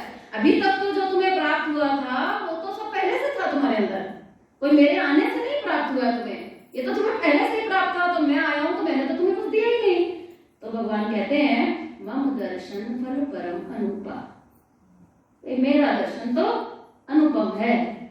जीव पाव निज सहज स्वरूपा, जो मेरे इस दर्शन को प्राप्त कर लेता है उसको मैं सहज स्वरूप अपना प्राप्त करा देता हूँ। सो शबरी, आज मैं तुम्हें अपना स्वरूप प्रदान करता हूँ। सो भगवान ने उनको ये जब दिया तो देते देते भगवान का दिल ही नहीं भर रहा था, इतना दिया, मतलब भक्ति भी सुना दी, इतना प्रेम दिया, खाना पीना सब हो गया। अंत में भगवान के हृदय में जो प्रेम की लहर उठी, रामचरितमानस मर्यादा का ग्रंथ है, पर प्रेम को कहीं भी पीछे इसमें छोड़ा नहीं गया है। गोस्वामी तुलसीदास जी ने मर्यादा पुरुषोत्तम भगवान राम के इस प्रेम को बड़ा सांकेतिक भाषा में देते हुए कहा, कहते हैं कि जनक सुता कई सुधि भामिनी, जाने कहू करिवर गामिनी। भगवान कहते हैं कि हे शबरी, उनको क्या कहकर संबोधित किया? भामिनी, करिवर गामिनी। करिवर गामिनी को तो समझते हैं ना, हाथी जैसी चाल वाला। भगवान ने शबरी को करिवर गामिनी कहकर संबोधित किया, जबकि वो बूढ़ी स्त्री थी, कोई झुर्रियां आ गई होंगी चेहरे पर वो उनकी चाल करिवर गामिनी जैसी नहीं थी। योगी जी महाराज बताया करते थे, ये प्रभु ने एक संकेत दिया है कि हे शबरी, मैं तो तुम्हारे प्रेम में बिक गया। ये भगवान का प्रेम था जिसको यहाँ पर संकेतिक भाषा में यहाँ पर दिया गया। और कहते हैं जब भगवान ने सेवा की तो शबरी ने सोचा मैं क्यों पीछे रहूं, तो मैं भी कुछ सेवा करूं। तो शबरी ने, भगवान आए थे इसलिए शबरी से उन्होंने पूछा था कि आप बताइए भाई, मेरी सीता जी खो गई है, मैं कहाँ जाऊं, तो आप मुझे जरा गाइड करिए। तो भगवान ने, शबरी ने सोचा कि बढ़िया मौका है, मैं भी कुछ सेवा करूं। तो भगवान को उन्होंने गाइड किया। सेवा करते हैं ना हम, तो हम अपने गुरु को भी सलाह देने लग जाते हैं, गुरु जी ऐसा कर लीजिए, क्यों करने बताने लग जाते हैं? प्रेम में। जब तक प्रेम नहीं होता हम दूर दूर खड़े रहते हैं, नहीं साहब वहां तक हमारी पहुंच नहीं है। लेकिन जब प्रेम हो जाता है तो दुराव छिपाव खत्म हो जाता है, निकटता आ जाती है, हम समीप बैठने लगते हैं, साथ में खाने लगते हैं। तो ऐसी स्थिति जब माता शबरी की भी आ गई तो वो कहने लगी, पास बैठ गई, निकट बैठ गई और फिर कहने लगी प्रभु आप ऐसा करिए, पंपासुर जाइए और वहां पर ऋषिमुख पर्वत पर आप जाइए, वहां पर आपकी सुग्रीव से मित्रता होगी और फिर वो आपको सीता का खोज बताएंगे। ये सब वार्तालाप हुई और उसके बाद भगवान ने जैसा कि कहा था कि मम दर्शन फल परम अनुपा, जीव पाव निज सहज स्वरूपा, तो वहां पर शबरी ने योग अग्नि में अपने शरीर का को प्रभु में लीन किया और ऐसे शबरी का उद्धार करके भगवान अपनी लीला करते हुए आगे बढ़ गए और हम सभी के लिए एक संदेश छोड़ गए। कितना ये गंभीर संदेश हम सबके लिए छोड़ गए जो हम साधकों के लिए बहुत उपयोगी है। हमें अब इस तप सेवा सुमिरन को केवल शरीर मन बुद्धि से और आगे बढ़ाना है। हमें अपनी साधना की गहराइयों में उतरना है, अपने दोषों को देखना है और अपने गुणों को बढ़ाना है और अपनी सेवाओं को बढ़ाना है। अपने आप को अपने आप से ही उठाना है, कोई बाहर से हमें उठाने के लिए नहीं आएगा। इसीलिए गीता में लिखा है कि अपने आप से अपने आप को उठाओ, अपने आप से अपने आप को गिराओ मत।